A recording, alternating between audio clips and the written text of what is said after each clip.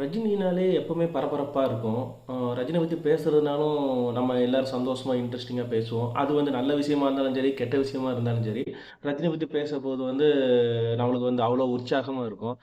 ஆ இப்போ ஒரு நியூஸ் வந்திருக்கு. ஆக்சுவலா என்ன அப்படின்னு பார்த்தீங்கன்னா, அந்த லால் சலாம் மூவி வந்து இப்போ ரிலீஸ் ஆக போகுது இல்லையா? அதோட ஆடியோ லான்ச் வந்து இப்போ 2 டேஸ் முன்னால நடந்துச்சு. அதில பல இன்சிடென்ட்கள் நடந்துச்சுங்க. ஆ நம்ம ஐஸ்வர்யா ரஜினிகாந்தோட ஸ்பீச்சா இருக்கட்டும், இல்ல வந்து பார்த்தீங்க அப்படின்னா, நம்ம ரஜினிகாந்தோட ஸ்பீச்சா இருக்கட்டும், எல்லாமே வேற மாரி இருந்துச்சு. இதுக்கு முன்னால வந்து நம்ம நெல்சன் டைரக்ஷன்ல வந்து ஜெயிலர் மூவி ரிலீஸ் ஆச்சு பார்த்தீங்களா? அப்போ அதோட அ ஆடியோ லான்ச்ல வந்து சில கதைங்கள்லாம் சொல்லியிருந்தாரு விஜய். சாரி ரஜினி. அந்த கதைகளுக்கு வந்து நம்ம ஆட்கள் என்னென்னமோ கட்டுக்கதை கட்டி, அ விஜய்க்கும் ரஜினிக்கும் பெரிய சண்டை நடக்குது. அந்த மாரிலாம் வந்து ஒரு போர்ட்ரேட் பண்ணியிருந்தாங்க. ஸோ இதுக்கு எல்லாத்துக்குமே முற்றுப்புள்ளி வச்சு விட்டாங்க. சரி என்னென்ன நடந்துச்சுன்னு வந்து ஒன் பை ஒன்னா சொல்றேன். அ இந்த மூவிய வந்து டைரக்ட் பண்றது யாருன்னு பார்த்தீங்கன்னா, ஐஸ்வர்யா ரஜினிகாந்த். அ ஐஸ்வர்யா ரஜினிகாந்த்னா வேற யாரும் இல்ல. நம்ம தனுஷோட ஒய்ஃப் தான். ஸோ இவங்க ஏற்கனவே வந்து 3 அதுக்கப்புறம் வந்து இன்னொரு படம் ஒரு டைரக்ட் பண்ணியிருக்காங்க. இது அவங்களோட 3 4த் படமோ. பட் அவங்க ஒரு நல்ல டைரக்டர். அதுக்கு வந்து மாற்று கருத்து கிடையாது. பட் இவங்க அதிகமா சோசியல் மீடியால வந்து பேச மாட்டாங்க. நல்ல டைரக்டர் லிஸ்ட்ல வந்து அவங்கள கொண்டு வர மாட்டாங்க. பட் அவங்களும் வரதுக்கு ட்ரை பண்ணிட்டு இருக்காங்க. 3 மூவிக்கு அப்புறம் வந்து அந்த அளவுக்கு பேர் சொல்ற மாரி ஒரு நல்ல மூவி இன்னும் அவங்க குடுக்கல. மேபி லால் சலாம் மூவி வந்து அந்த மாரி இருக்கிறதுக்கு கொஞ்சம் வாய்ப்பு இருக்குதுங்க.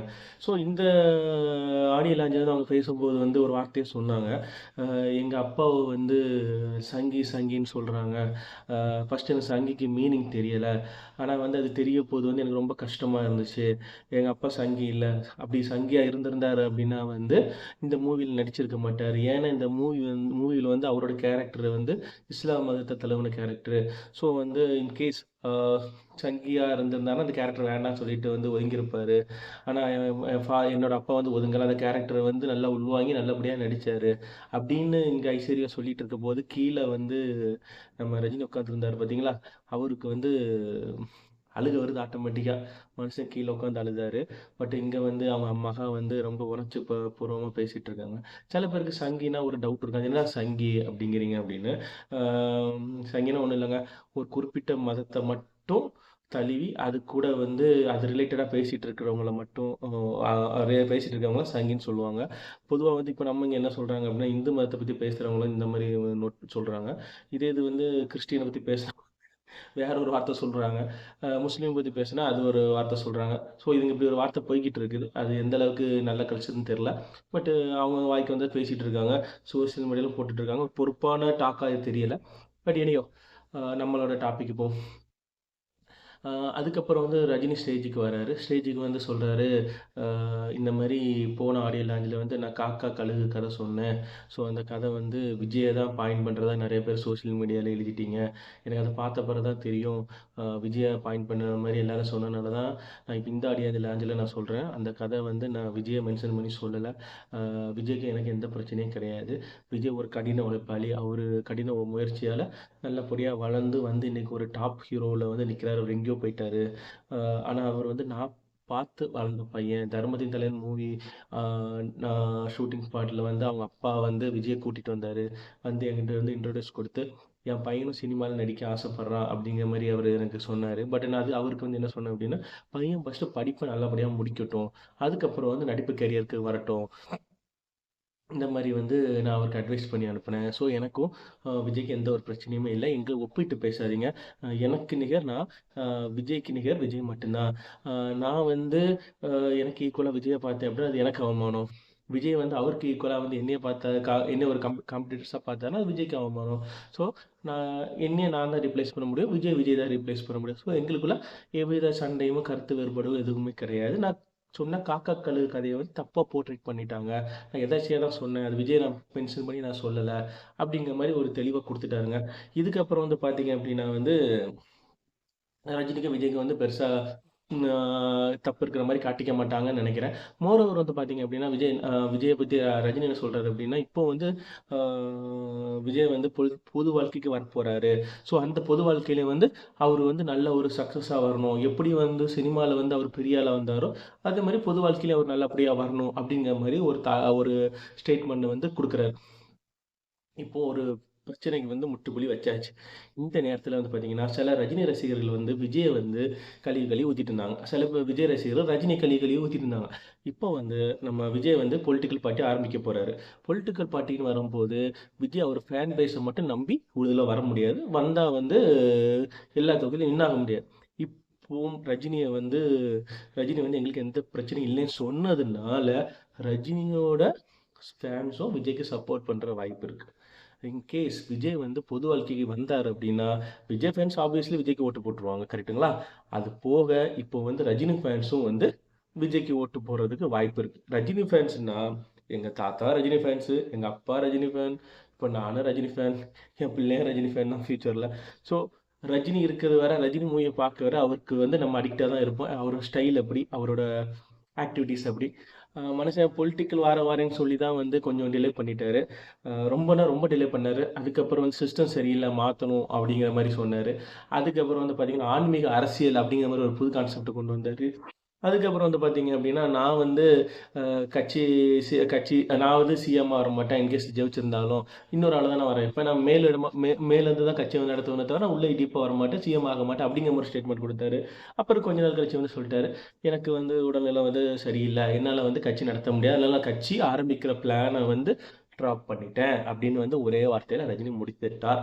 இப்போ வந்து பார்த்தீங்கன்னா, விஜய் வந்து ஏதோ கட்சி ஆரம்பிக்க போறதாகவும், பிப்ரவரி 4 வந்து டெல்லியில போய் கட்சி ரிஜிஸ்டர் பண்ண போறதாகவும் ஒரு ரூமர்ஸ் இருக்கு. அஃபிஷியல் எந்த நியூஸுமே கிடையாது. ரூமர்ஸ். ஆனா கட்சி நிர்வாகிகள் எல்லாம் தேர்ந்தெடுத்தாச்சுன்னும் ஒரு தாட் இருக்கு.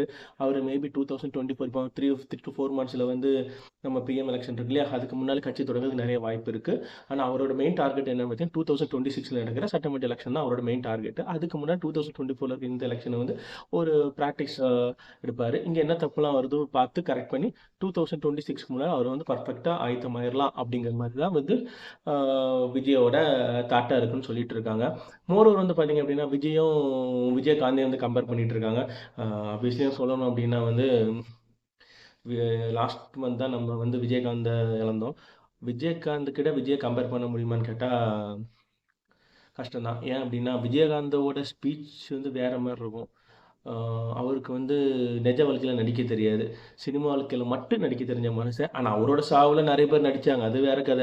பட் அந்த மனுஷன் வந்து நடிக்க தெரியாத மனுஷன். எனக்கு தெரிஞ்சு காமராஜருக்கு அப்புறம் கல்விக்கும், உணவுக்கும் முக்கியத்துவம் கொடுத்த ஒரே தலைவர்ன்னு வந்து பார்த்தீங்க அப்படின்னா வந்து அது விஜயகாந்த் தான். மோரோவர் வந்து அவர் பவர்ல கூட வரல. பொலிட்டிக்கல்ல கூட பெரிய பவரா வரல. ஈவன் இருந்தாலும் அவர் கை காச போட்டு மக்கள வந்து சாப்பாட்டுக்கோ, இல்லன்னா வந்து ஹெல்ப் கேட்டவங்களுக்கு ஹெல்ப் பண்ணியோ, ஒரு நல்ல தலைவரா இருந்தாரு. இதுல வருத்தப்பட வேண்டிய விஷயம் என்னன்னு பார்த்தீங்கன்னு வச்சுக்கோங்களேன், அவர் நல்லவருங்கிறது வந்து தமிழ்நாட்டுல உள்ள எல்லா மக்களுக்கும் தெரியும்.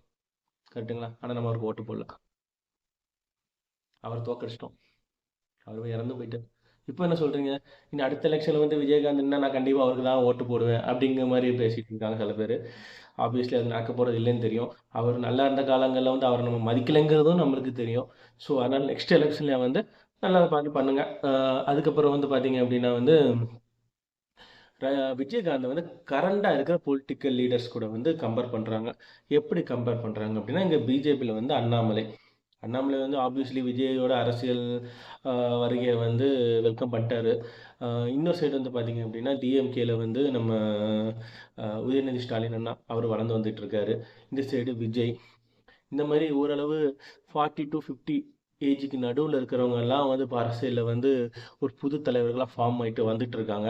ஸோ இது எப்படி தமிழ்நாடு அரசியல் அடுத்த கட்டத்துக்கு கொண்டு போகுதுங்கிறது வந்து இனி வெயிட் பண்ணி தான் நம்ம பார்க்கணும். சில பேர் என்ன சொல்றாங்க, "ஏய் சினிமா கோட்டையில எத்தன தலைவர்கள்லாம் கொண்டு வருவீங்க அரசியலுக்கு?" அப்படின்னு வேற கேட்குறாங்க. நம்ம உண்மையா சொல்லணும்னா தமிழ்நாட்ட பொறுத்தவரை நம்ம சினிமாவையும் அரசியலையும் பிரிக்க முடியாது. நீங்க பாஸ்ட்டா வந்து ஒரு 35 வருஷத்த பார்த்தீங்க அப்படின்னா, நம்ம எம்ஜிஆரா இருக்கட்டும், கருணாநிதியா இருக்கட்டும், ஜெயலலிதாவா இருக்கட்டும், எல்லாமே சினிமா ஃபீல்ட்லேருந்து வந்தவங்க. இப்போ கட்சி ஆரம்பிச்சிருக்க சீமானா இருக்கட்டும், கமலஹாசனா இருக்கட்டும், அவங்களும் சினிமா ஃபீல்டு ஆரம்பிச்சவங்க.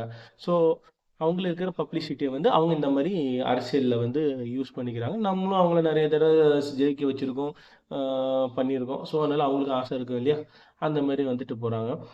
இதுக்கு அப்புறம் வந்து ஒரு வார்த்தை வந்து நம்ம இதுக்கு முன்னாடி வந்து விஜயகாந்த் ஒண்ணு சாரி நம்ம ரஜினி என்ன சொல்றாரு அப்படின்னா வந்து, விஜய் வந்து கடின உழைப்பாளி. அவர் இந்த பொசிஷன் வர்றதுக்கு தகுதியானவர் அப்படிங்கிற மாரி ஒரு ஸ்டேட்மெண்ட்ட வந்து ரஜினி மேடையில் பேசி மொத்தமாக இருந்த இதுவரை நடந்த எல்லா கான்ட்ரவர்சிக்கும் வந்து முடிவு கட்டிட்டாரு. ஸோ இப்போ உங்கள்கிட்ட கேட்குறது ஒரே ஒரு கேள்வி. இன் கேஸ் விஜய் அரசியலுக்கு வந்தால் நீங்கள் ஓட்டு போடுவீங்களா மாட்டீங்களா? யாருக்கு ஓட்டு போடுவீங்க? அதை வந்து கமெண்ட்ல லீவ் பண்ணுங்க. பாய்.